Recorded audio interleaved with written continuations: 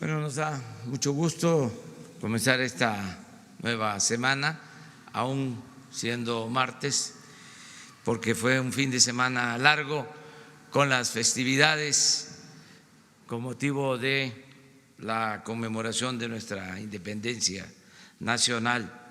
Vamos a iniciar el día de hoy con el quién es quién en los precios de los combustibles, como lo hacemos los lunes, ahora este martes, y va Ricardo Sheffield, que es el procurador de la defensa del consumidor, a informar sobre cómo están los precios de las gasolinas y del gas. Gracias, señor presidente. Muy buenos días a todas y a todos.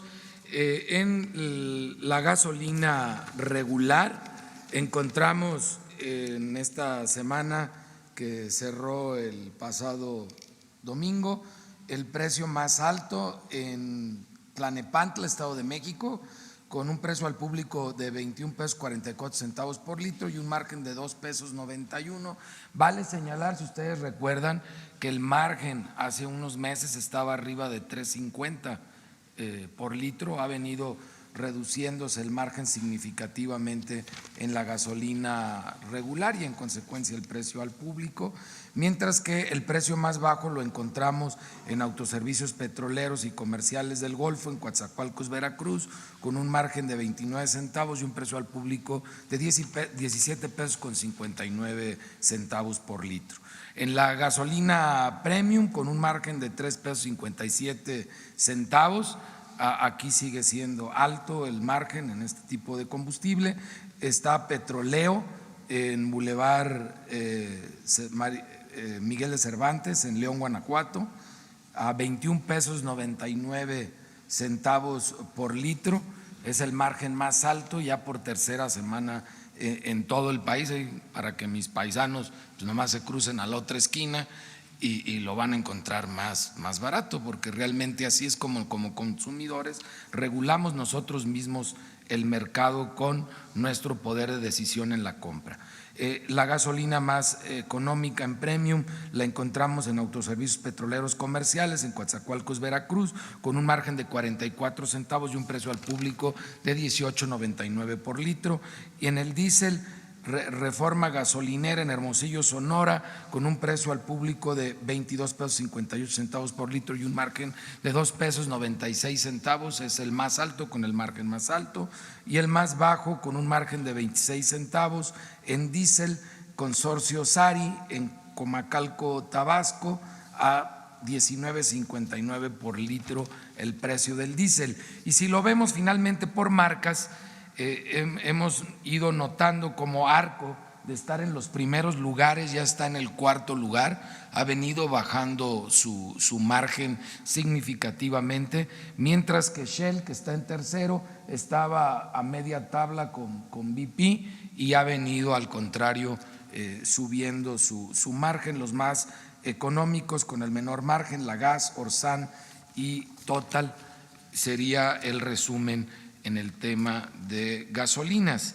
En materia de verificación a gasolineras, continuamos verificando solamente las quejas y denuncias presentadas a través de la app. Se atendieron 378 quejas y denuncias en esta semana. Visitamos 293 gasolineras y en verificaciones o solo visitas, de las cuales 2 se negaron a ser verificadas, e inmovilizamos 53 bombas por no estar debidamente calibradas. Las 2 que se negaron a ser verificadas es una en Bahía de Banderas, Nayarit, que son cínicos hasta en su nombre, se llama Oh My Gas. Entonces, oh my gosh, más bien el susto que se mete uno de ir ahí, porque por algo no se dejan verificar, no es día gratis. Y la estación Gasoexpress en Tlajomulco de Zúñiga, Jalisco, fue la otra que no se dejó verificar. Tenemos 99.240 descargas en el sistema iOS y Android, muy alto el número.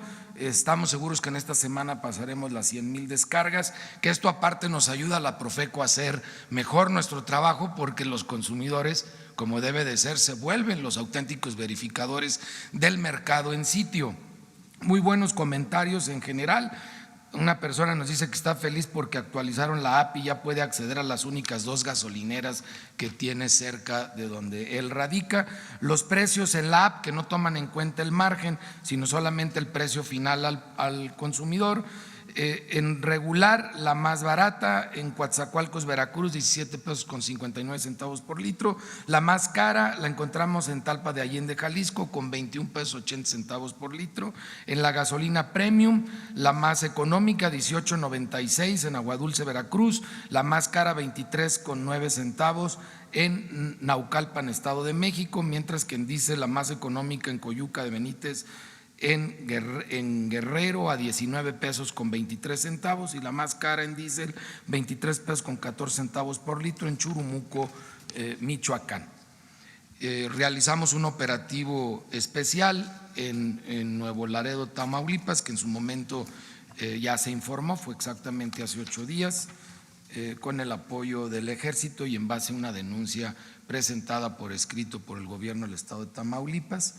En el gas LP, el precio más económico lo estamos encontrando por parte de 10 Gas en Los Cabos, Baja California, con un precio al público por litro de 11 pesos con 7 centavos y un margen de 7 pesos con 59 centavos.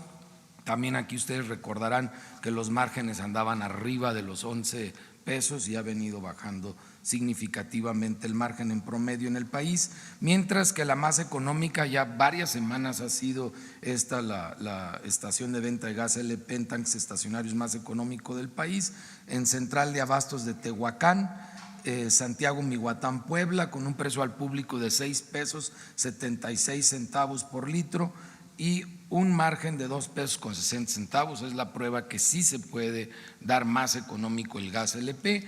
Y en cilindros, 10 Gas SADCB en Los Cabos, Baja California, con un precio al público de 20 pesos 50 centavos por kilo y 53 centavos, 12 pesos con 53 centavos por kilo de margen.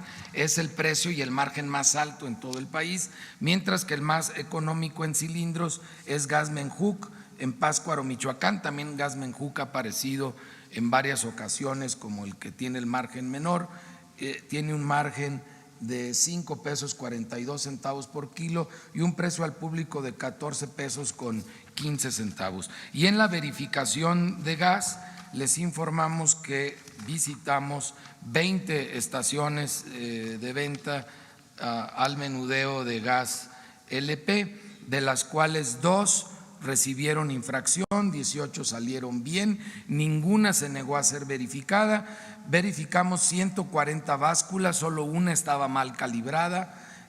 Verificamos también 10 vehículos, todos salieron bien, 10 autotanques, todos salieron bien, 13 lotes de cilindros, solo 14 salieron con falla, muy bajo, un promedio de 7.3%, pero no eran fallas que pusieran en peligro a los consumidores. En esta ocasión ningún tanque se encontró que ponga en peligro a los consumidores. Muchas gracias.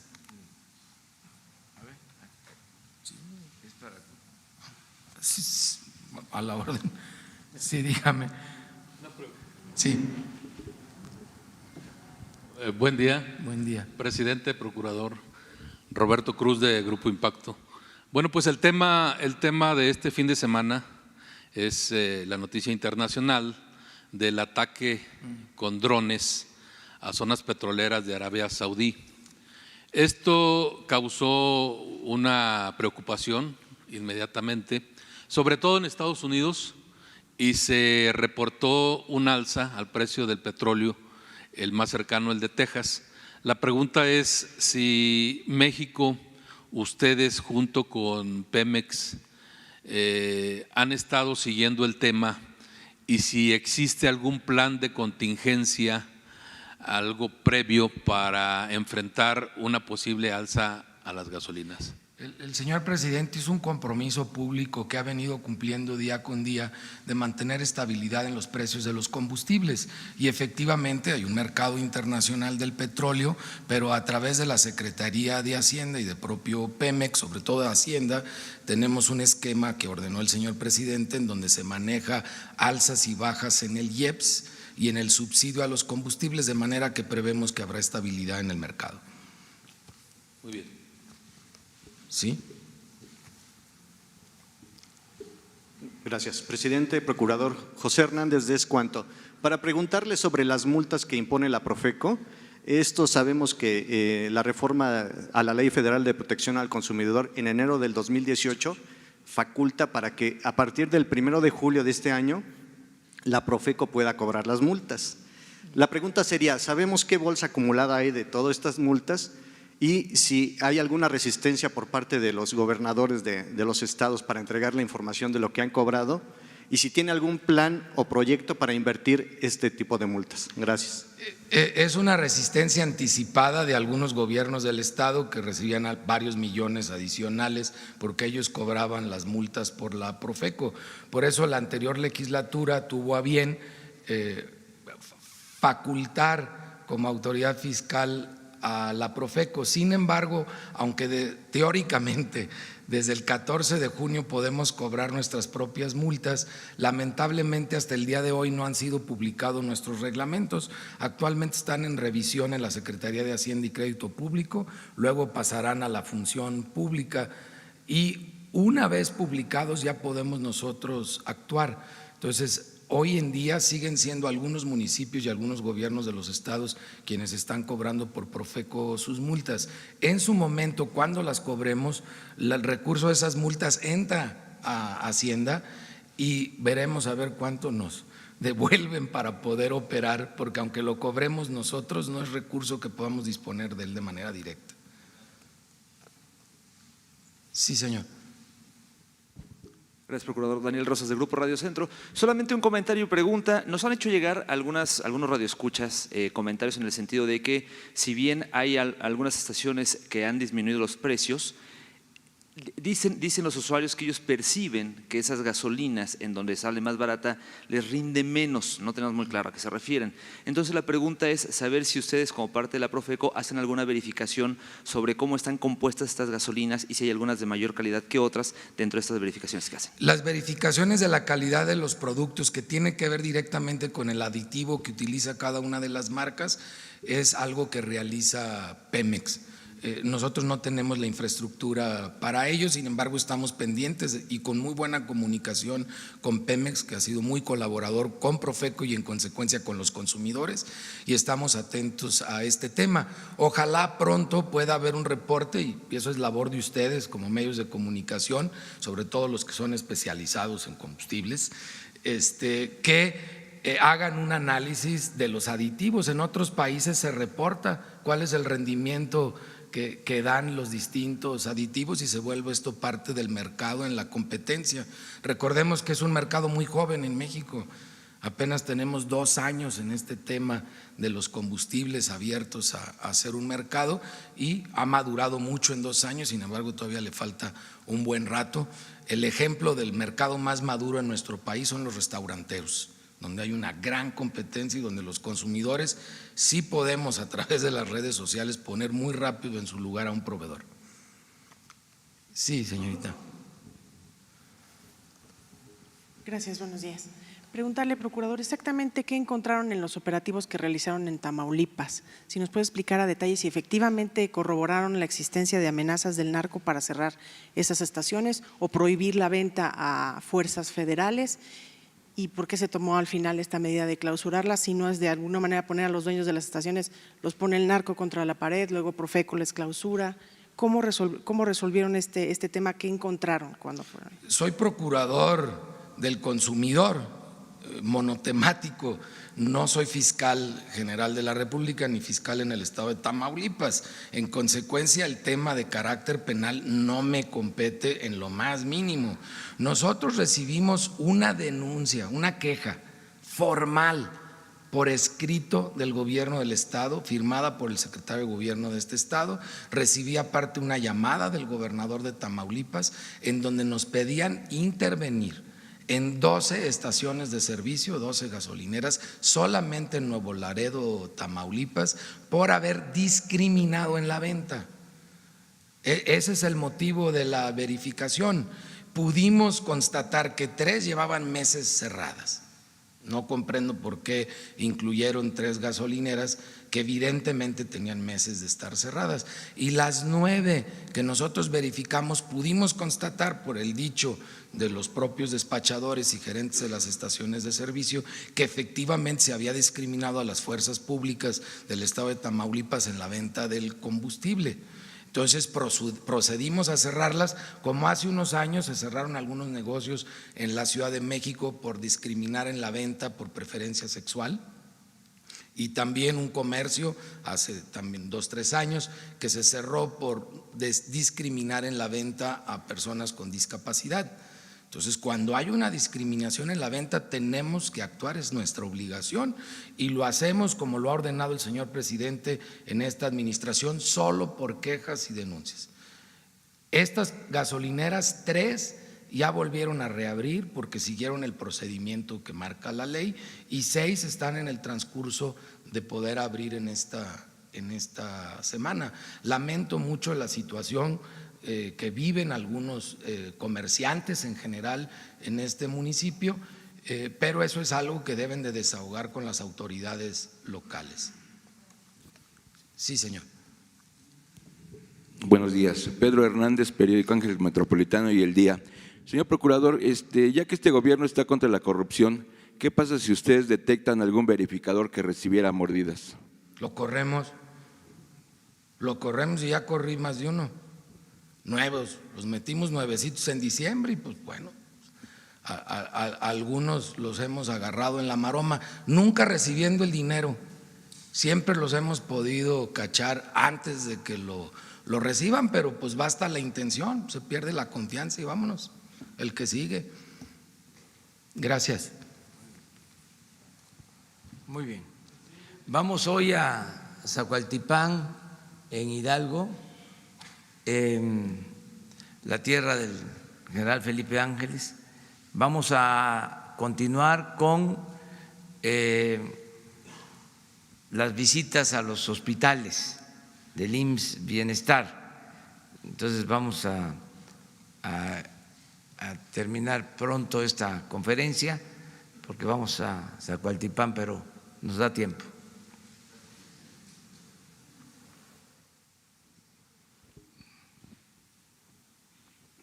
Buenos días, señor presidente. Buenos días, señor procurador. Urbano Barrera, del diario Ovaciones.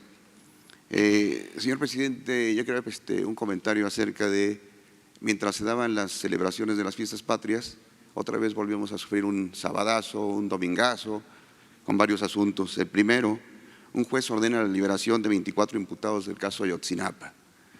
2, la iniciativa de ley de amnistía, si bien es importante por el efecto que va a tener, se limita a robo simple, a consumo de drogas, a práctica de aborto, a sedición en una parte nada más, pero no cumple con el anuncio que usted hizo de indulto en 300 casos de personas que han sido acusadas de delincuencia organizada, de lavado de dinero. Con esta iniciativa de ley no habría salido Nestora Salgado, no habría salido el profesor que usted ha citado de Oaxaca, que lo acusaron de delincuencia organizada.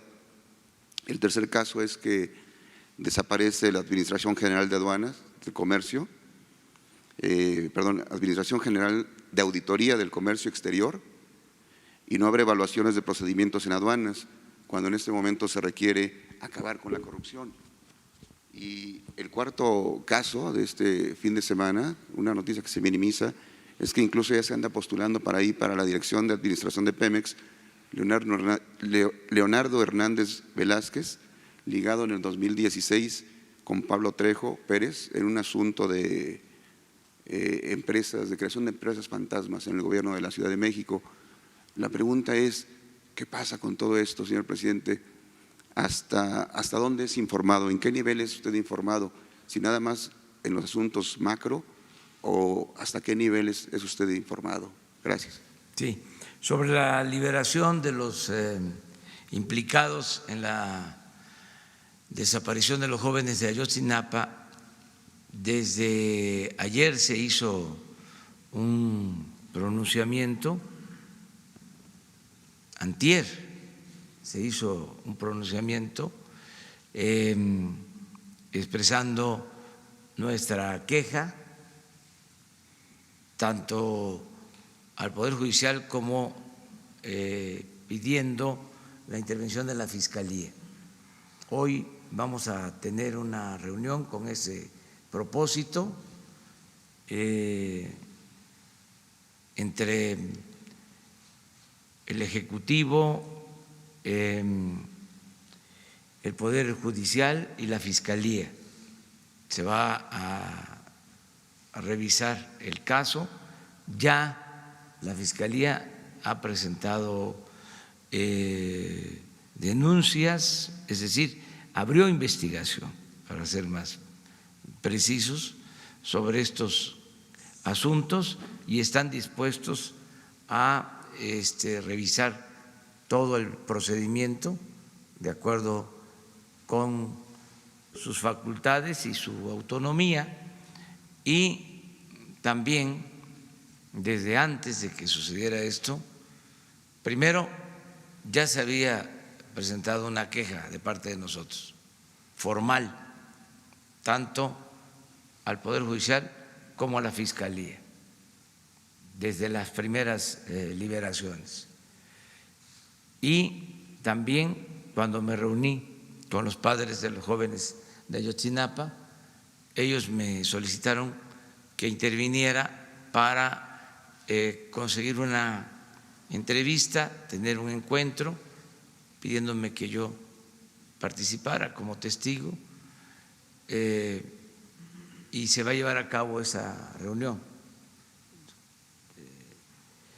el día de mañana. Vamos a tener esa reunión y se va a tratar este asunto. Acerca de lo de Pemex, no hay absolutamente nada.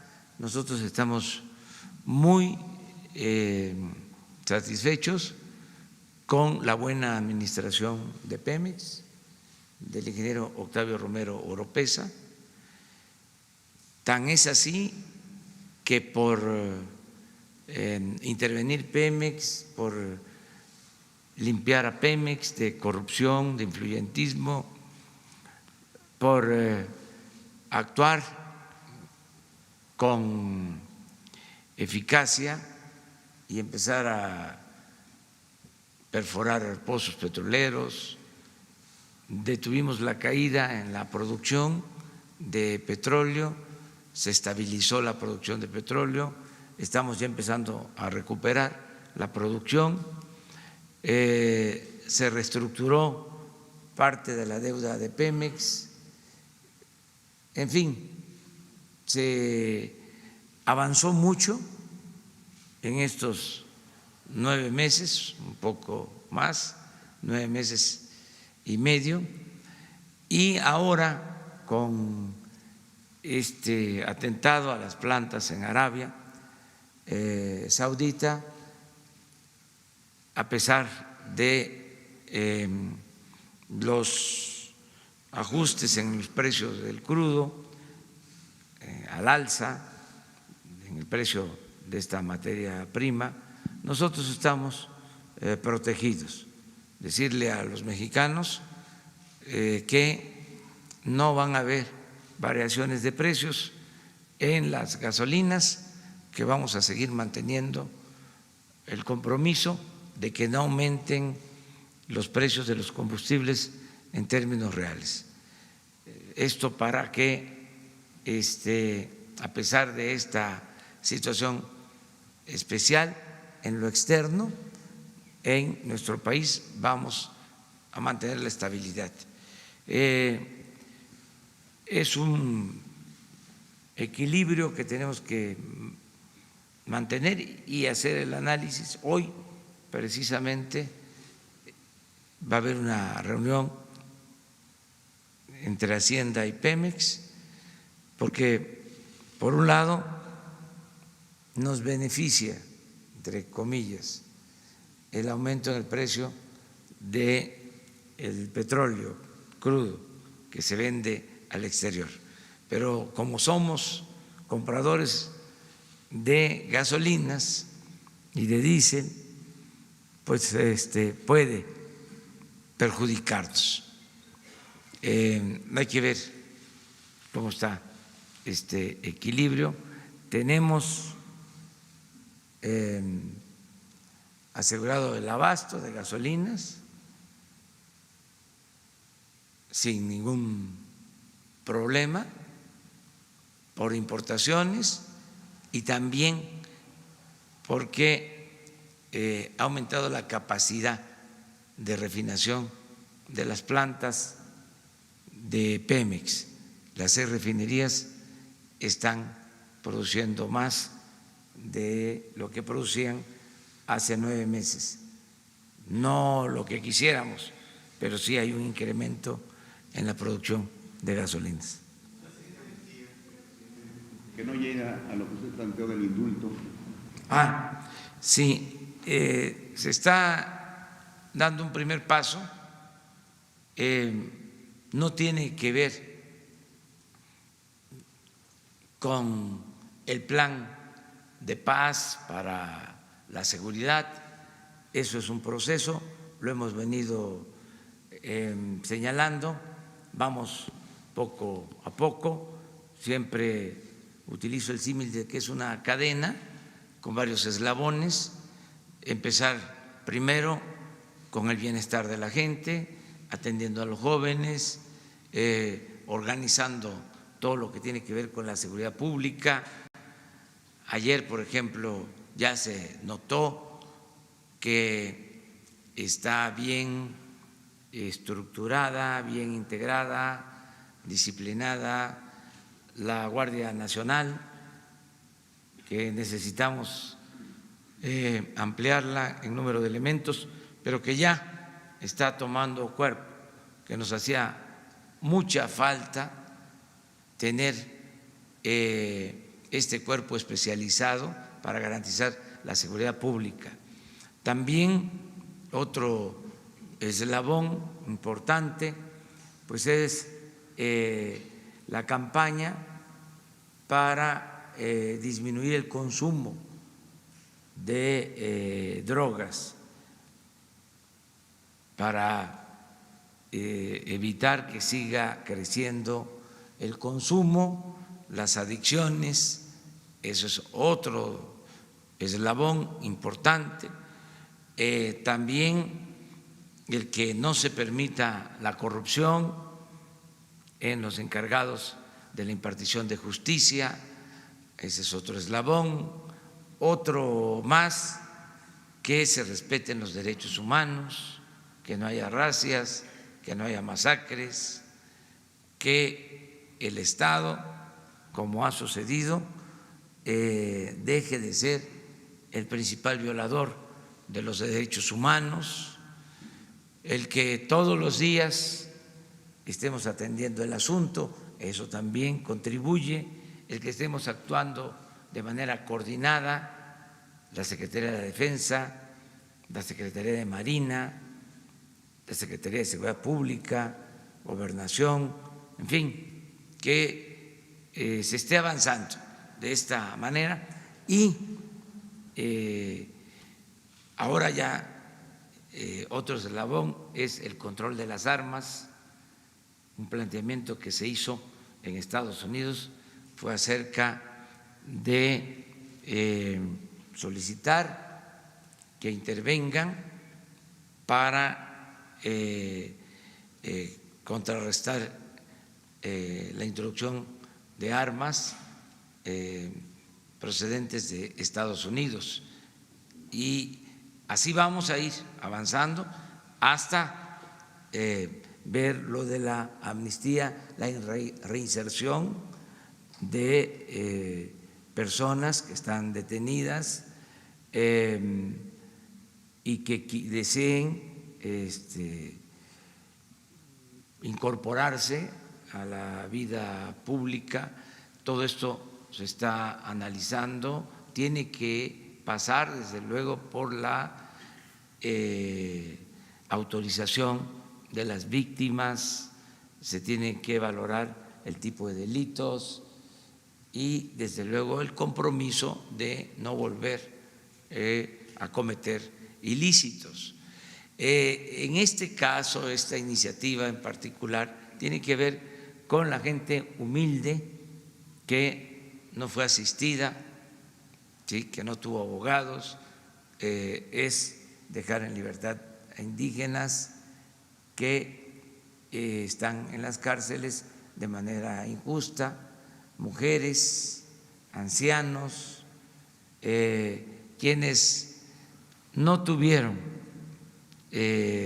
una defensa adecuada, que no se les asistió, no se les ayudó y los delitos por los que son acusados pues no son graves, no son delitos de sangre, de violencia, y también se sigue viendo por los procedimientos normales del desistimiento, sobre todo de quienes acusan y de las autoridades, a los que consideramos presos políticos.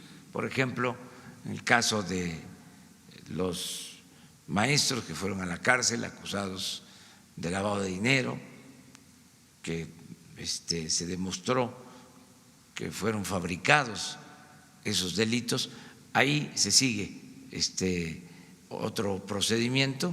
Ese procedimiento es más tardado, más complicado, pero se está llevando a cabo.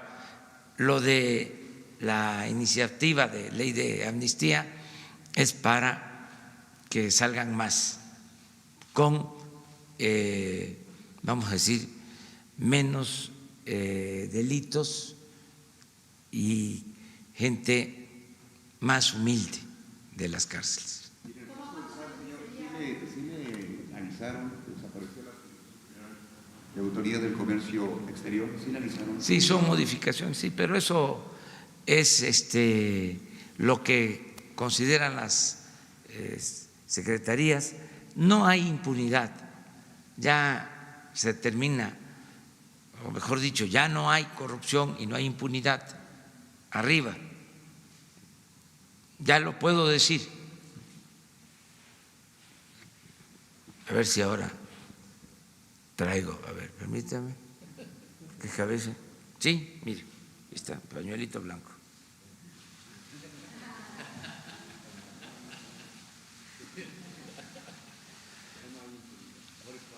No hay corrupción ni impunidad tolerada arriba, es decir, en los niveles más altos del gobierno. Ya empezó a limpiarse el gobierno de corrupción de arriba para abajo, como se limpian las escaleras. Y ahí vamos avanzando. Es un asunto de generación también esto del pañuelo, porque ya los jóvenes ya no usan pañuelo, ni pañuelo, ni camisetas, ni peine, o sea, ya cambió completamente esto, ¿verdad? A ver, Miguel. Muy buenos días, señor presidente. Reyes Razo, servidor. ¿Qué impresión, señor, deja en su ánimo? ¿A qué lo obliga? ¿A qué lo compromete? ¿Qué siente un hombre cuando ve una manifestación como la de la noche del 15, que conmovió a tantos mexicanos? El hecho de una ceremonia sobria, que está en la boca de todos, un grito inusitado, una gran ceremonia, una gran seriedad, un empaque republicano, distinguido, distinto, diferentísimo, absolutamente No hubo una rechifla que era saludada desde que yo tengo memoria, desde Miguel Alemán Valdés, y que luego se iba aplacando el rumor y recibía los vítores de los héroes, y ya entonces en el júbilo popular. Pero el suyo, que no lo dejaba ver la gente, que pronunció 20 vítores usted y mencionó todos los aspectos de su gobierno. ¿Qué compromiso recibe un hombre de ver a 100,000 o más vitoreándolo, aplaudiéndolo, uniéndosele? ¿A qué lo compromete? ¿Y qué es el hombre, el ser humano fino, qué experimenta su espíritu? Ojalá nos dé esta respuesta, señor presidente. Muchas gracias. Pues a no fallar, Miguel. Lo que me dijo un joven el día que tomé posición, que iba yo trasladándome al Congreso y en una bicicleta, iba yo saludando, bajé el vidrio y él le pedaleó fuerte y se acercó. No tienes derecho a fallar. Me fui con eso y lo mencioné en el Congreso. Y eso es el compromiso que tengo, estoy muy consciente, no puedo fallar, no debo fallar, y no olvidar de dónde venimos, por lo que luchamos, y no dejarnos atrapar por la parafernalia del poder, no marearnos y actuar con el protocolo republicano, no el de Su Alteza Serenísima, sino el de Siervo de la Nación de Morelos. Entonces, estar muy pendiente de eso, actuar con humildad, el poder es humildad, siempre lo digo, repito y repito que el poder solo tiene sentido y se convierte en virtud cuando se pone al servicio de los demás. Y la gente es mucha pieza. El pueblo de México es extraordinario. Le profeso un profundo cariño, un profundo amor a nuestro pueblo. No es cierto lo que sostienen algunos de que el pueblo es malagradecido, porque había también esa versión de que para qué se le sirve al pueblo si no agradece. No es cierto. En toda mi vida pública siempre el pueblo me ha sacado adelante. En los momentos más difíciles siempre he contado con el apoyo de la gente. Entonces, amor con amor se paga y por eso no vamos a fallar y a seguir trabajando para sentar las bases de la transformación. Hay algo importante, me gustó mucho un replanteamiento o una actitud muy digna de algunos adversarios, hablando de que era el momento de una reconciliación. Yo les tomo la palabra, creo que necesitamos la unidad. Si tenemos el propósito de que progrese el país con justicia, que haya crecimiento con bienestar, que haya justicia con libertades. Si coincidimos en eso, en garantizar la libre manifestación de las ideas, el derecho a disentir, el que nunca se piense en el autoritarismo, en la mano dura, ni siquiera en la mano blanda, nada de dictadura, nada de dicta blanda, sino construir una auténtica democracia. Sobre eso nos entendemos y desde luego a partir del respeto a todas y a todos. Sería muy aburrida la vida si todos pensáramos de la misma forma. La democracia es pluralidad, es discrepancia, es debate, pero al mismo tiempo es unidad y es respeto.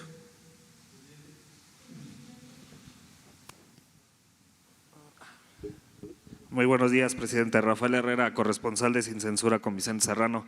Para abonar un poco más de aquí del compañero, del maestro, déjeme preguntarle el valor y el significado que tiene para usted los gritos de "no está solo" de la noche del grito, que más de 100,000 personas hayan abarrotado el Zócalo, que haya reventado la transmisión de YouTube en su canal, que muchos de sus críticos ahorita lo estén alabando y aplaudiendo, que la ceremonia no haya sido como en otros años entre chiflidos y mentadas.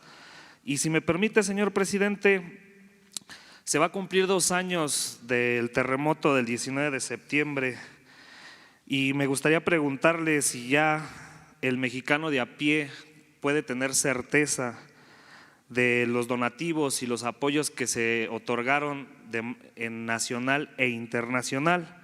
¿Usted ya sabe los montos totales de estos donativos?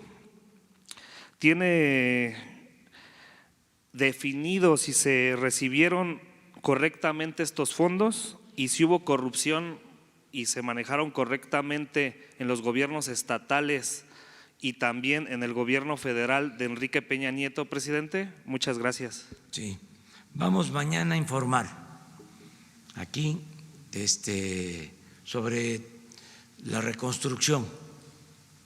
Mañana va a estar Román Meyer, David Cervantes, y voy también a pedirle al secretario de Hacienda que esté con nosotros para informar sobre este tema. Tenemos que terminar con la corrupción. Yo lo que sí puedo decirles es de que ya no se compra sin cuidar precios, sin entregar estas compras a gente cercana. Es cierto que hay ahora, afortunadamente, menos desgracias por fenómenos naturales en todo este año, pero ha habido una disminución considerable de las declaraciones de emergencia que daban pie a hacer compras sin los trámites adecuados, sin licitar. Ahí hay una disminución considerable de recursos, hemos ahorrado muchísimo porque todo eso ya se ha corregido y vamos también a informarles sobre estos temas. Lo demás es decir, vamos a seguir cumpliendo. Estoy comprometido completamente con el pueblo de México. Estoy dedicando estos años 5 años que faltan por entero a la causa pública. Entonces voy a seguir trabajando y pues siempre he pensado que para el servicio público es importante pues el trabajo, levantarse temprano, porque muy temprano reparten los pedacitos de suerte. El que se levanta tarde pues ya a lo mejor no le toca. Y es importante sobre todo eso, la constancia, la atención permanente a los asuntos, cierta experiencia, que eso tiene que ver con los años, porque se me facilita salir al balcón de Palacio y dar el grito, porque ya he dado como unos 10 o 15 antes, llevaba yo dando los gritos de independencia, pues no sé si 10, pero sí ya algunos, ¿no? En los distintos pueblos de México. Entonces eso tiene que ver con la experiencia y la suerte, porque la suerte cuenta mucho. O sea, no es superstición, pero sí, lo decía Maquiavelo, la política es virtud y fortuna, suerte, ¿sí? Y nos ha ido muy bien y yo deseo que a todos nos vaya bien, que la gente esté contenta, esté feliz, que cada vez se sufra menos. Me ocupa mucho el que logremos pacificar al país, que haya paz, que no haya violencia. Me duele mucho todos los días el reporte en la mañana, cuando me entero, cuando me informan, cuando me reportan sobre hechos delictivos en el país. Eso es fuerte y ese pues es un desafío, y estoy con todo el equipo porque conté con suerte al decidir quién nos iba a ayudar en la defensa y en Marina, y los dos secretarios son muy buenos, el de Marina y el de Defensa, gentes responsables, profesionales, incorruptibles, me ayudan mucho. Entonces, todo esto es lo que estamos llevando a cabo. Faltan muchas cosas, por ejemplo, en general, el que pacifiquemos, o sea, que bajemos la incidencia delictiva, que ese es un desafío, un propósito. Y lo otro, que se eche a andar la economía para que podamos cumplir el compromiso de crecer en promedio 4%. Entonces, eso no se olvida. Y ahí va, poco a poco. Gracias, presidente. A ver, allá atrás, ella. Sí. Muy buenos días, señor presidente. Yo soy Katia Chacón de Costa Rica, soy periodista independiente.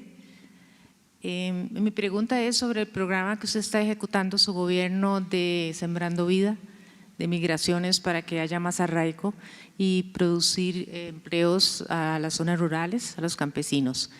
Usted está tratando de incorporar el Triángulo Norte de Centroamérica y mi pregunta es sobre cómo podríamos incorporar el resto de los países, Costa Rica y Nicaragua.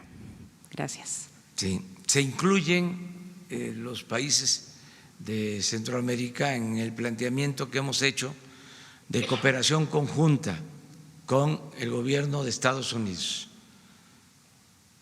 Están incluidos. Nosotros estamos avanzando en una primera etapa, lo que es la cooperación de México, en 3 países, en Guatemala, en El Salvador y en Honduras. Pero eso es lo que corresponde a México, que también se va a ir ampliando poco a poco. Yo tengo mucho interés en estrechar aún más las relaciones con Costa Rica. Es un país hermano, un pueblo hermano, y vamos a seguir insistiendo, sobre todo con el gobierno estadounidense, para que lleguen los fondos con el propósito de impulsar actividades productivas y de crear empleos y que la gente no se vea en la necesidad de emigrar. El caso de Costa Rica es un país ejemplar desde hace mucho tiempo, es un país con una democracia perfecta, sin ejército, y un país que ha sido muy solidario. Yo escribí un libro sobre un revolucionario mexicano, Catarino Garza, que después de haber convocado al pueblo de México a tomar las armas en contra de la dictadura de Porfirio Díaz, lo hizo 18 años antes que nuestro apóstol de la democracia, Francisco I. Madero, lo hizo en 1892. Madero convocó a tomar las armas en 1910. Bueno, pues lo persiguieron a Catarino. Él nació en Matamoros, Tamaulipas, vivió en Texas, desde allá organizó una guerrilla para enfrentar la dictadura porfirista. Y lo perseguían todos, el ejército mexicano, el ejército estadounidense, los Rangers de Texas, y de repente desapareció. Hay hasta un corrido. ¿Y a dónde fue Catarino? ¿Qué se hizo Catarino? Y apareció en Costa Rica, en Playa Limón, y ahí conoció a Antonio Maceo, y ahí conoció pues al personaje que utilizó García Márquez para su novela 100 años de soledad, el coronel Buendía. Era realmente un general, Uribe, que estuvo también en el exilio en Costa Rica. Ahí se reunieron y unos a liberar Cuba, como Maceo, y Catarino luchando en contra de la dictadura porfirista, y tomó la decisión de irse a Colombia a liberar Colombia para que no se fraccionara Colombia, porque ya empezaba a hablarse de la independencia de Panamá por lo del canal. Y se fue con los liberales a Colombia y allá lo asesinaron en la toma del cuartel de Bocas del Toro. En ese entonces pertenecía Bocas del Toro a Colombia, ahora pertenece a Panamá. Pero Costa Rica era el sitio que protegía a los que luchaban por las libertades y por las independencias en Centroamérica, en México, en el Caribe. Costa Rica. Me tocó visitar Costa Rica precisamente para escribir ese libro. Estuve en Bocas del Toro, Panamá, y luego pasé la frontera de Panamá con Costa Rica, estuve por allá, y es un país además importante porque han conservado sus recursos naturales, sus selvas. Es un país muy bello también y de gente muy fraterna. Mande. Muchas gracias y bienvenido de nuevo cuando quiera a Costa Rica. Sí. Gracias. Que llegó ayer a Sí. ¿Se reúne hoy? No, nos vamos a encontrar en Mérida, sí, el fin de semana, el viernes nos vamos a reunir en Mérida, vamos a estar con el presidente de Guatemala, presidente electo. Presidente, sobre el tema de...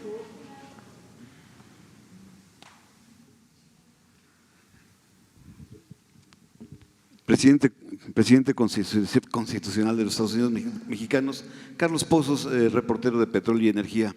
Buenos días a quienes nos ven y a quienes nos escuchan.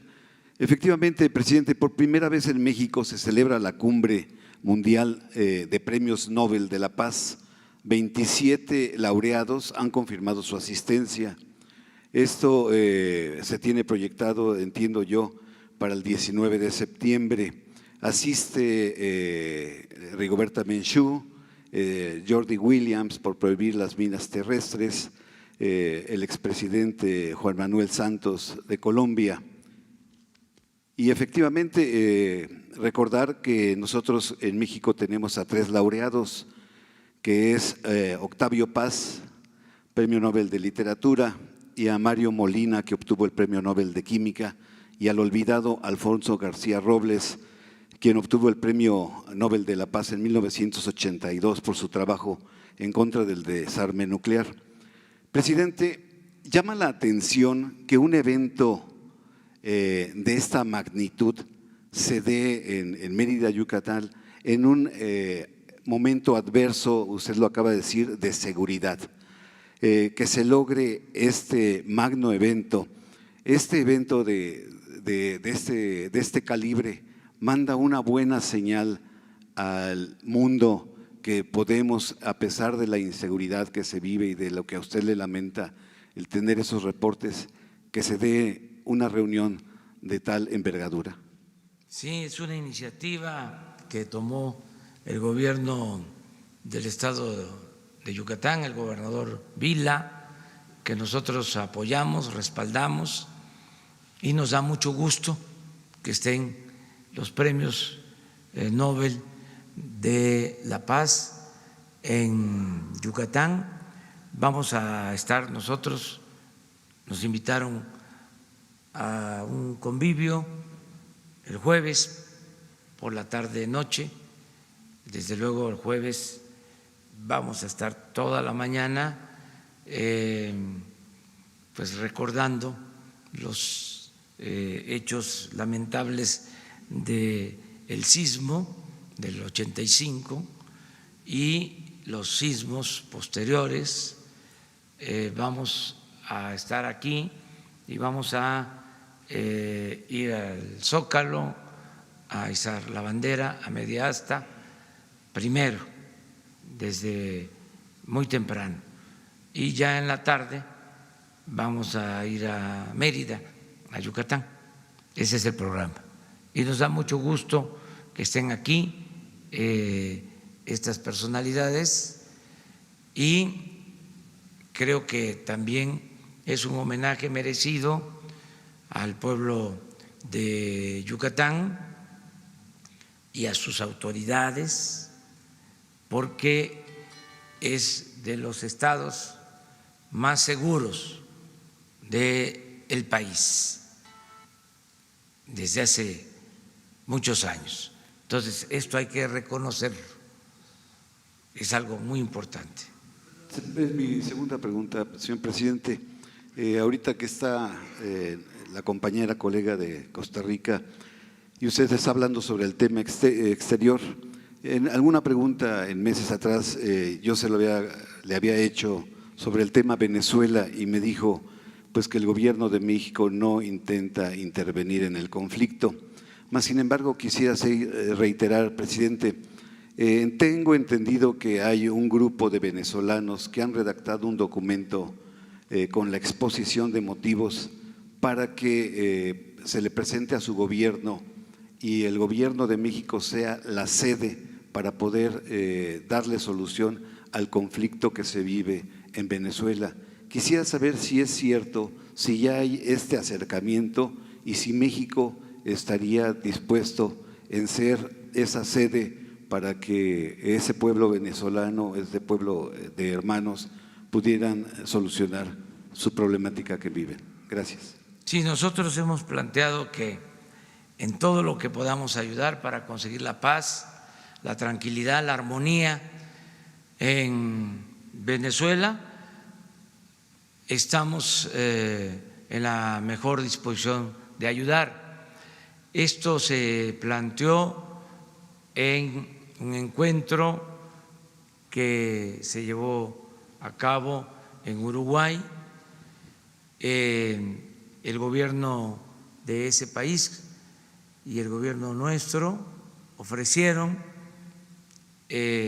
ayudar para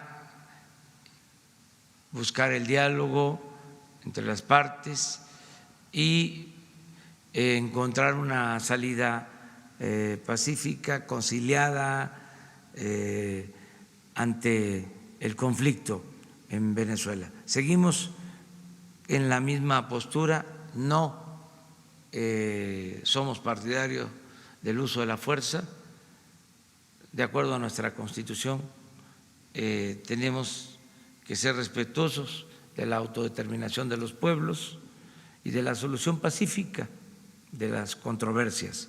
Por eso sí, en el caso que nos lo soliciten las dos partes, estaríamos nosotros dispuestos a apoyar en todo lo que podamos en este asunto, porque es nuestra América y tenemos que buscar la conciliación, la paz, la reconciliación, ¿sí? El que no haya confrontación entre hermanos y que se busque siempre una salida pacífica ante todos los conflictos.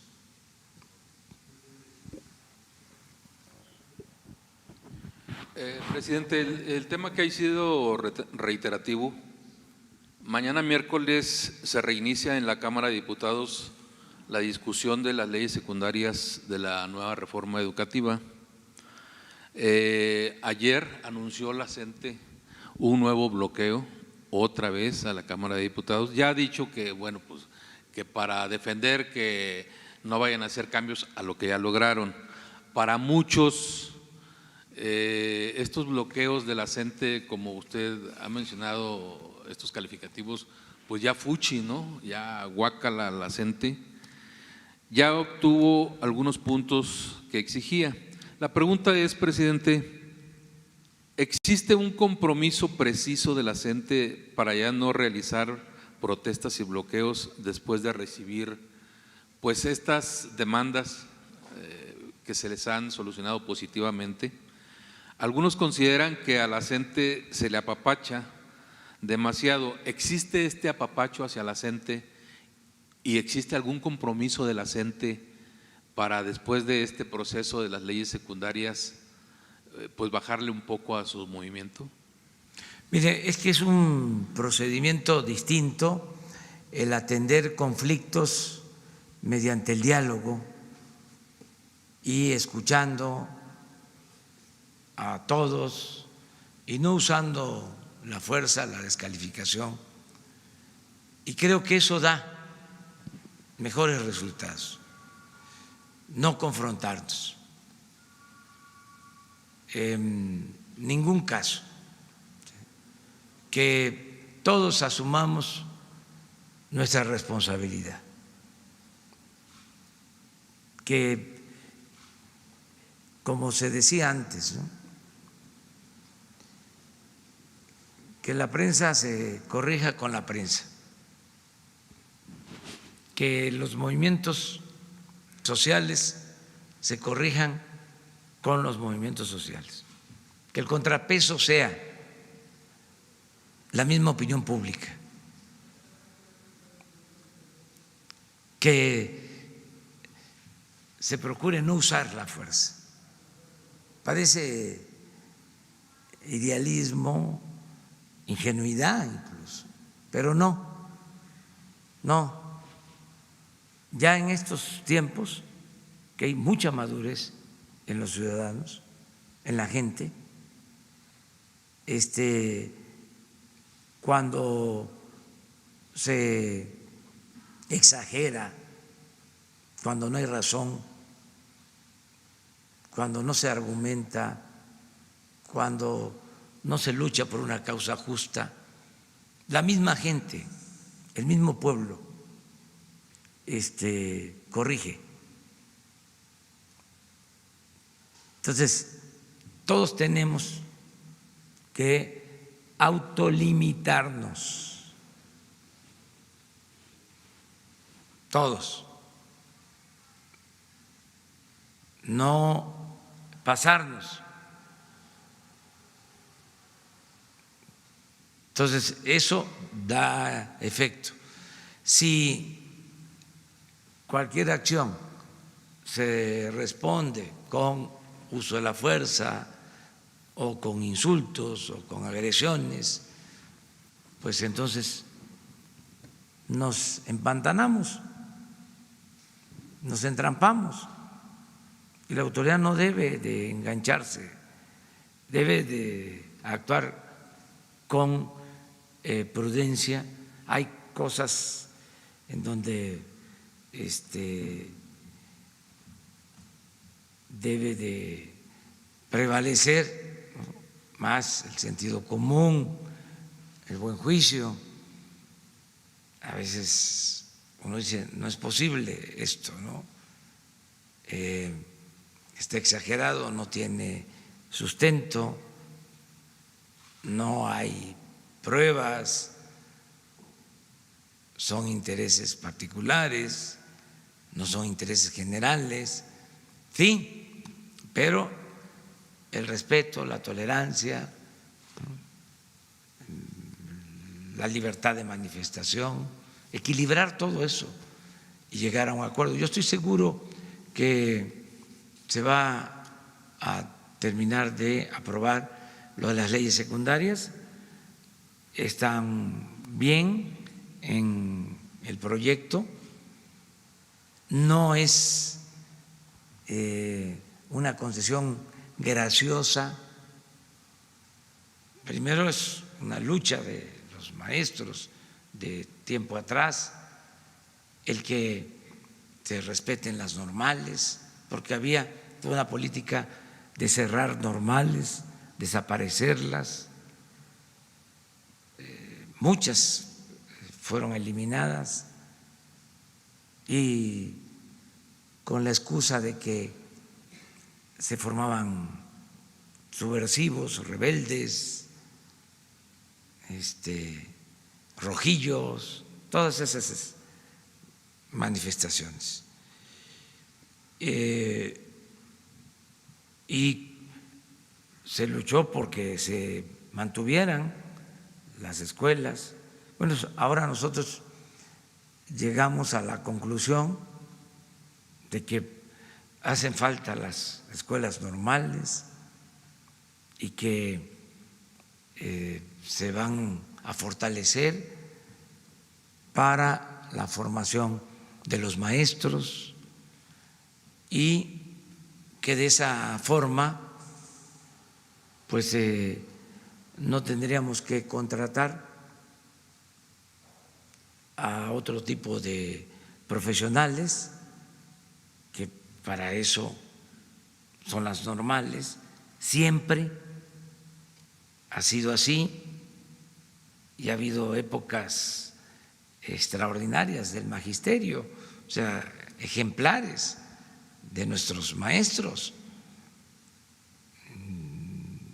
Y eso es lo que queremos, recuperar lo que es la buena tradición de la escuela mexicana en normales y en la educación pública. Entonces, ese es el planteamiento. Lo de las evaluaciones, decir, a ver, vamos a formarnos y que sea voluntario, que no sea una medida coercitiva, ¿sí?, que no sea para eliminar de sus plazas a los maestros y que surja de ellos, ¿sí?, y estoy seguro que van a actuar con mucha responsabilidad, porque son los maestros muy responsables, de veras, o sea, la inmensa mayoría,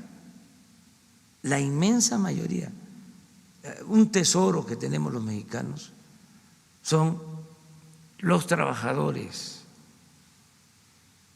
electricistas, son muy buenos. Yo he puesto aquí el ejemplo, se va la luz, se quema un transformador, hay vientos, los árboles tiran los cables y a las 24 horas ya está reinstalada la luz. Los trabajadores petroleros de primera, ¿con quién estamos sacando adelante la industria petrolera? Con los trabajadores. Ayer seis heridos en Puebla, ¿no?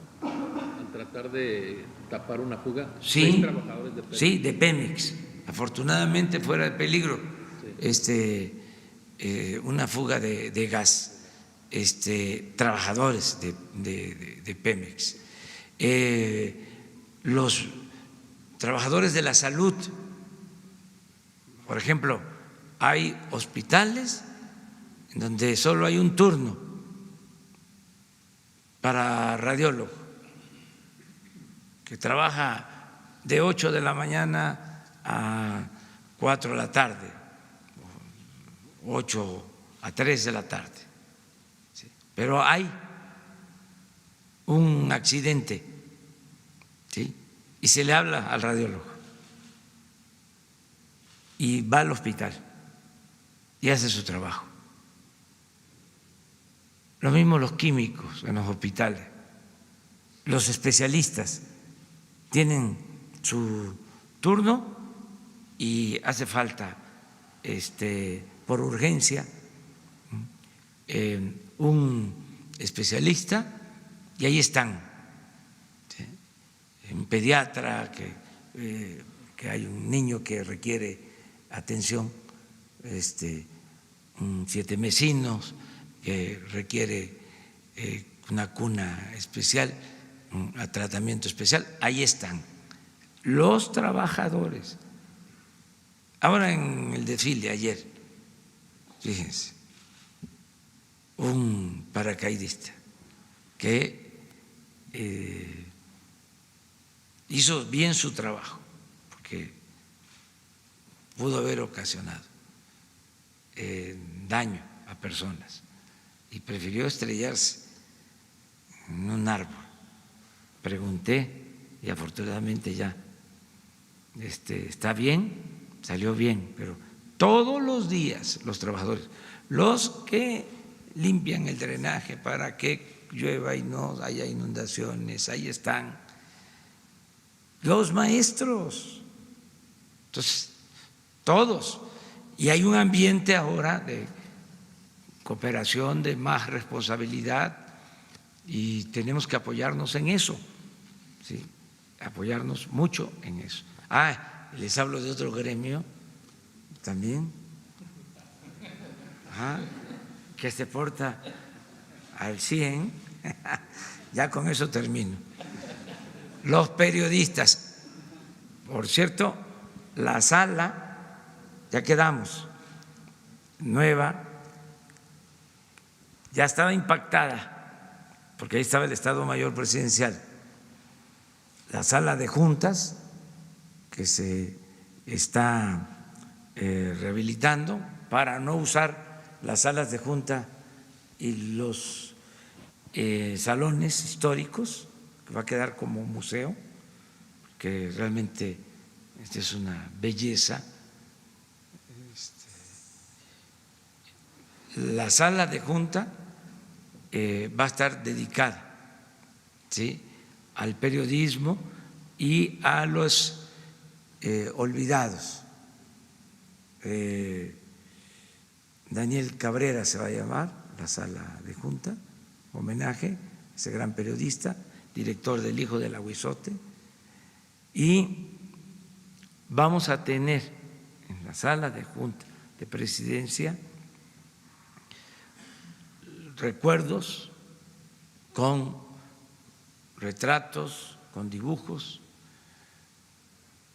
no solo de nuestros héroes más destacados y conocidos, sino también todos los que participaron después del movimiento revolucionario hasta nuestros días. Porque pues reconocemos desde luego al apóstol de la democracia, en el caso de la revolución, se reconoce a Villa, Zapata, a los Flores Magón, ¿sí?, desde luego al general Cárdenas, ¿no? Pero queremos también reconocer a quienes lucharon después, a Vallejo, a Campa, a Jaramillo, al ingeniero Eberto Castillo, a Otón Salazar, ¿sí?, a Carlos Monsiváis, de los últimos, y hay unos que están vivos y que queremos que sigan vivos, que pues no los queremos poner ahí, pero poco a poco, ¿sí?, no vayan falleciendo, van a ir a esa sala. Esperemos que no nos toque a nosotros poner sus cuadros ahí, sus retratos, pero vamos a hacer un reconocimiento a los olvidados, porque imagínense cuántos lucharon, ¿sí?, y dieron sus vidas,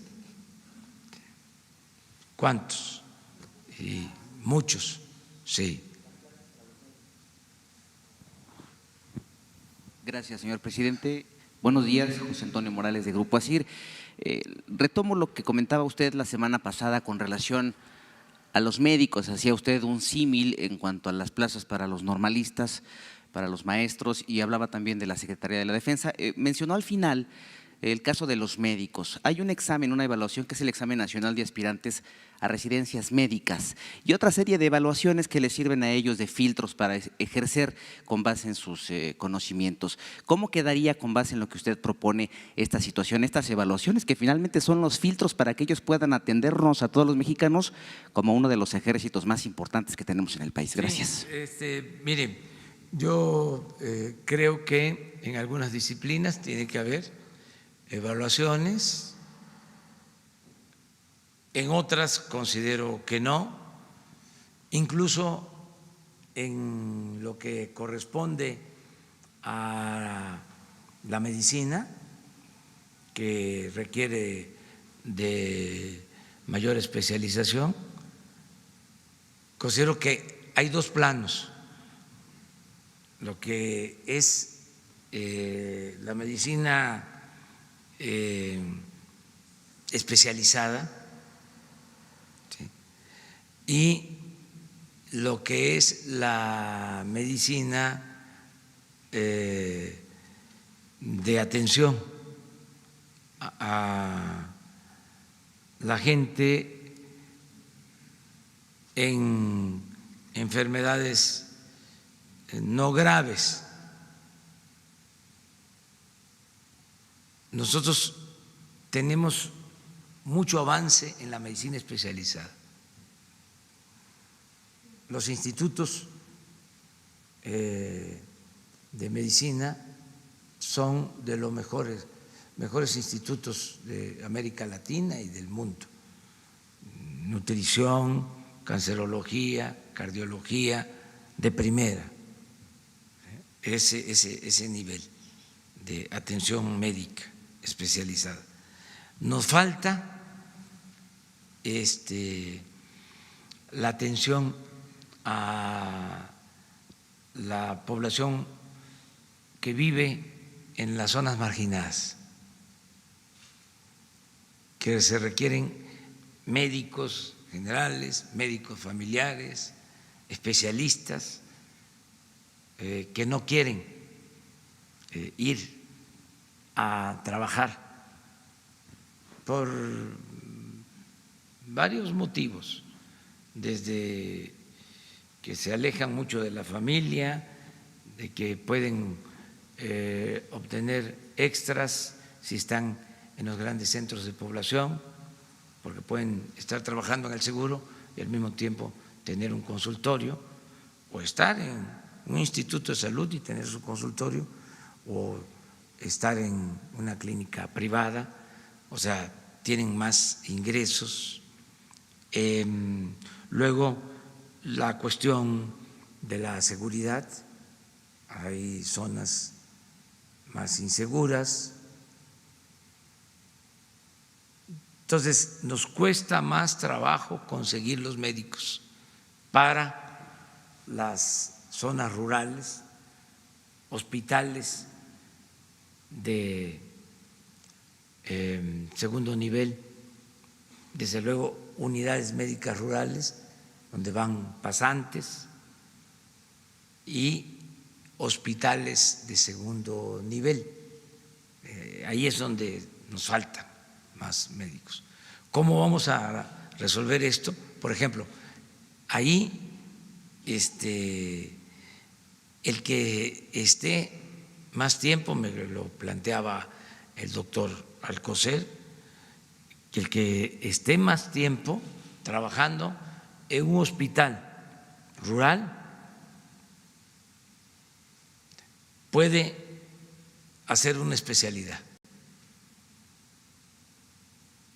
en esa medicina, la de la atención médica preventiva y de atenciones primarias. Esa es una especialidad para tener especialistas. Y ahí no es tanto el examen, ahí es el tiempo que estén. Lo otro que se va a llevar a cabo en el Seguro Social, ya se está instrumentando, es un tabulador para pagarle más al pediatra que esté en Guadalupe Tepeyac o que esté en Buenavista, en Apatzingán, pagarle más que al pediatra que esté aquí en la Ciudad de México, o el que esté en Tuxtla o el que esté en Morelia. O sea, para que no nos falten los especialistas. y apoyarlos más con recursos, que no sean los mismos sueldos. Entonces estamos buscando eso. Entonces que la medicina pues esté al servicio de la población, de los que más lo necesitan. Nosotros tenemos la ventaja de vivir aquí en la ciudad y tener una mejor atención médica. Hay una gran diferencia entre el servicio médico de Chiapas, Oaxaca, Guerrero y el servicio médico en Guadalajara, en Monterrey, en la Ciudad de México. Entonces, queremos ser más justos y que todos tengamos los mismos derechos. Yo pongo de ejemplo, lo he dicho en otras ocasiones, pero ayuda bastante, ¿no? A mí me dio un infarto y en 15 minutos estuve en un hospital y me salvaron la vida. A partir de que me pegó fuerte a las 2 de la mañana, que es un dolor, dicen que es un dolor como el de parto, muy fuerte, y es cierto, es tan fuerte el dolor que pues, ya no quiere uno tenerlo. O sea, así, es decir, que se me quite ya. O sea, pase lo que pase, pero es muy fuerte. Pero en 15 minutos me estaban interviniendo. Un infarto así, en el medio rural, en los hospitales no hay el equipo y no hay la medicina, no para intervenir, sino que ayude a que el paciente pueda llegar a donde haya un intervencionista y hacerle la operación que se hace en estos casos. Entonces, lo que queremos, a eso voy, a Zacualtipán hoy precisamente, que en todos estos hospitales exista. Y lo mismo, otra cosa que lastima mucho, duele mucho, lo de la diálisis, la hemodiálisis, o sea, que son enfermedades nuevas, o sea, hipertensión, diabetes, que afectan riñones. Entonces, no estaba hecho el sistema médico público ni privado para atender este tipo de enfermedades. Entonces, los traslados para las hemodiálisis son también de horas. Bueno, les hablo de que se tenga el aparato, de que se tenga la medicina, ¿sí?, en el hospital. Pero hay veces que no hay ni siquiera la ambulancia, o hay una ambulancia, ¿sí?, y se la pasa en el taller, o la usan para trasladar a un enfermo y se quedan sin ambulancia. Entonces, todo eso es lo que estamos atendiendo. Pero bueno, regresando, hay especialidades que sí requieren de una evaluación. O sea, sin duda, lo ideal sería que no se le limitara a nadie su derecho a la educación. Nunca más los rechazados. Eso fue un acto muy irresponsable, pero además usaron de pretexto el que no pasaban el examen de admisión, cuando no era eso. No es que no pasaran el examen de admisión, es que no había cupo, no había espacio, porque no había presupuesto para las universidades. Aquí, en la UNAM, en medicina,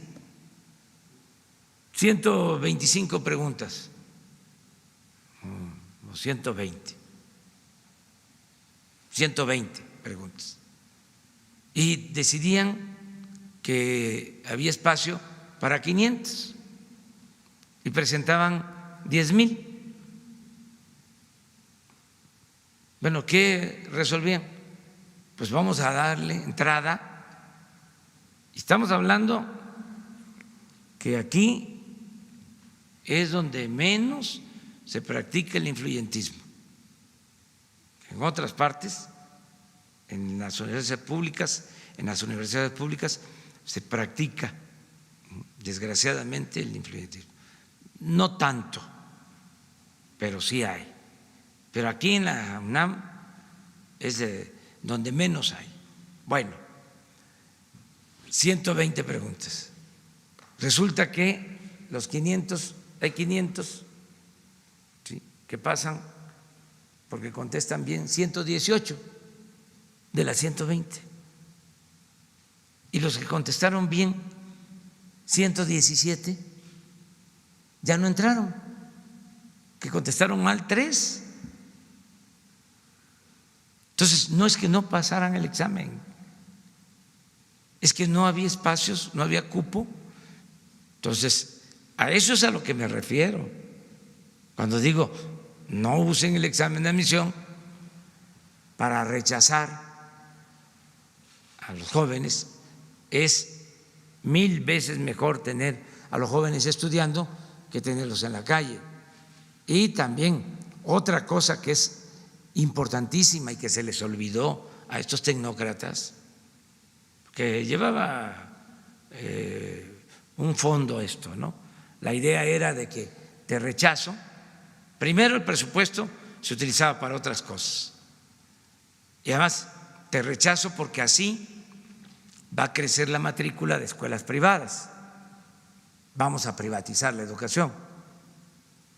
Llegó un límite en que ya no se podía, porque ¿quién paga colegiatura? ¿O quién tiene para pagar colegiatura? Pues no deja de ser un sector de la población. La mayoría no tiene para que sus hijos estudien en escuelas privadas. Entonces llegó el momento que se estancó, ¿sí?, y se quedaron los jóvenes sin posibilidad de estudio. Bueno, pero hay otro asunto todavía más delicado. Si al joven se le rechaza, si se le margina, si se le discrimina, se le deja sin la posibilidad de tener a veces un segundo hogar. La escuela es el segundo hogar para el adolescente. Si en la casa hay problemas por pobreza, por desintegración familiar, el que pueda ir a la escuela, aún con todas las limitaciones, es encontrarse con sus compañeros, estudiantes, es el consejo del maestro, es estar en la escuela, es fortalecer su autoestima. Ahí en la escuela hay ayuda mutua, ahí los jóvenes ayudan a los jóvenes, los maestros mismos se dan cuenta de quién llega sin comer, de quién está en una situación de pobreza. Entonces, cerrar la puerta, rechazar, todo esto con la excusa de la calidad de la enseñanza, de la excelencia. Empezaron a manejar esto, de que solo los genios. No, nosotros tenemos que cuidar calidad de la enseñanza, desde luego, pero también cobertura, acceso a la educación, las dos cosas. Entonces fue una argumentación muy tramposa que se aplicó durante mucho tiempo y mucha gente de buena fe se dejó llevar por eso. O sea, aceptó de que lo mejor era la calidad. ¿Cómo le vas a estar dando becas a quienes no sacan buenas calificaciones? Bueno, ¿y en qué circunstancias se dan las calificaciones? Porque unos sí sacan buenas calificaciones, hay algunos que pues, tienen más habilidades, ¿sí? O expresan su inteligencia de una forma mejor que otros, pero hay quienes no obtienen buenas calificaciones por circunstancias sociales que se manifiestan. Qué bueno que hay gente humilde, pobre, que a pesar de todo eso obtienen buenas calificaciones. Eso es excepcional, pero hay que considerar una serie de factores sociales que no se tomaban en cuenta. Entonces, a eso me refería con lo de los exámenes. Lo importante es tener a todos los jóvenes estudiando, a todos estudiando, que no haya rechazados, que todos puedan, inclusive el que venga con retraso de un nivel de escolaridad y vaya a entrar a otro, pues a lo mejor detenerlo para que se empareje, pero que no deje de estudiar. Tenemos que conseguir, mediante el estudio y el trabajo, que vuelva a haber movilidad social. ¿Cómo nos superábamos nosotros antes? Pues con el estudio y con el trabajo. ¿Cómo salimos adelante? Con el estudio y con el trabajo. Muchos mexicanos, muchos. Entonces, que no se detenga la posibilidad de que el hijo del campesino, el hijo del obrero, el hijo del comerciante, del maestro, pueda, con el trabajo y con el estudio, ascender en la escala social. Nada de que naciste pobre y vas a morir pobre. No. Esa condena conservadora, no. Todos tenemos derecho, ¿sí?, a la superación, a salir adelante. Y el Estado tiene esa función, que también eso es otro tema. No es el mercado, no. El Estado está obligado a garantizar la educación pública gratuita y de calidad en todos los niveles escolares. La educación no es un privilegio, es un derecho de todos los mexicanos. Bueno, ahora sí.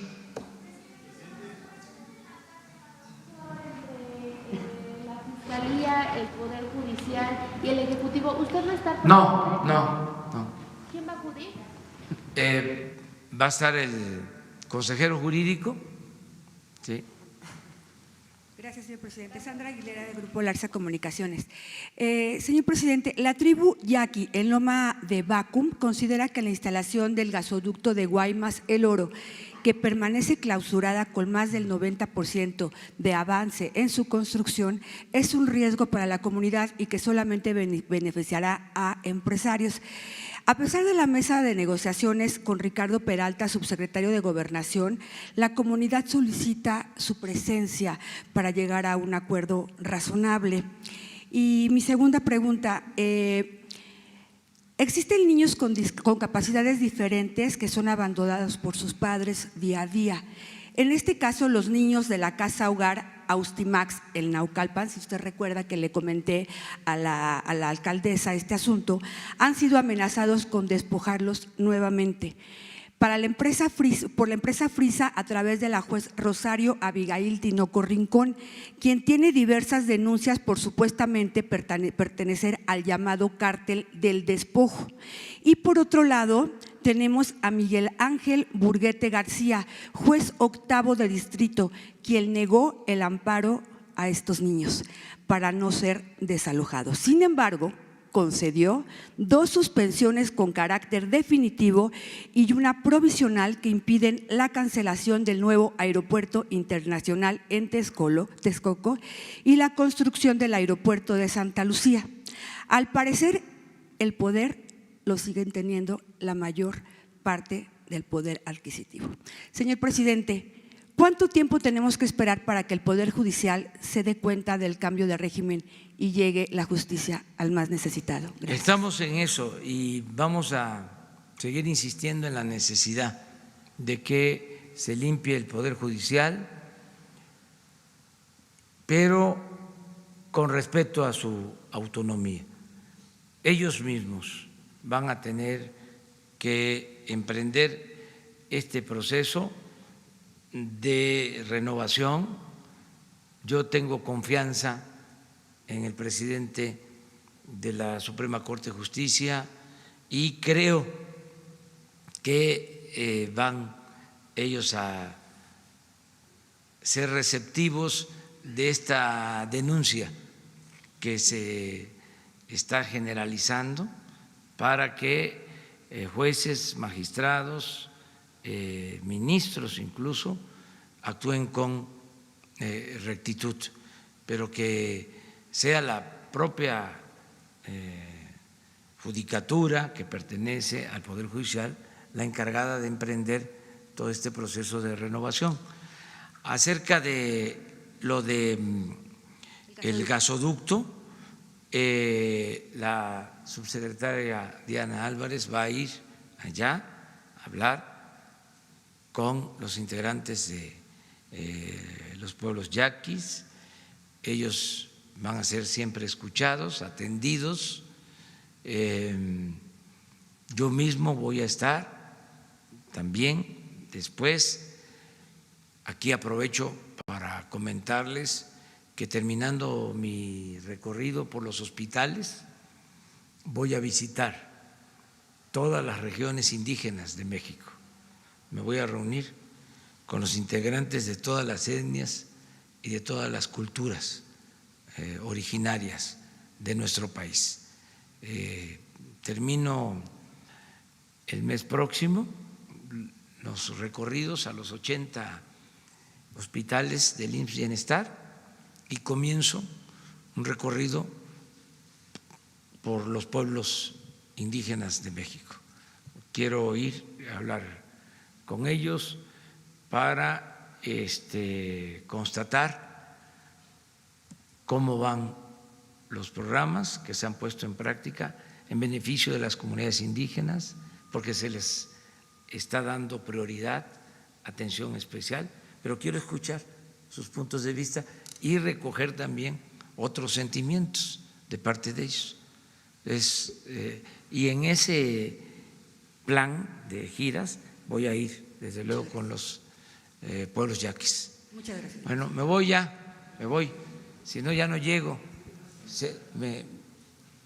Mañana quedas tú y tú, 3. Bueno, vamos.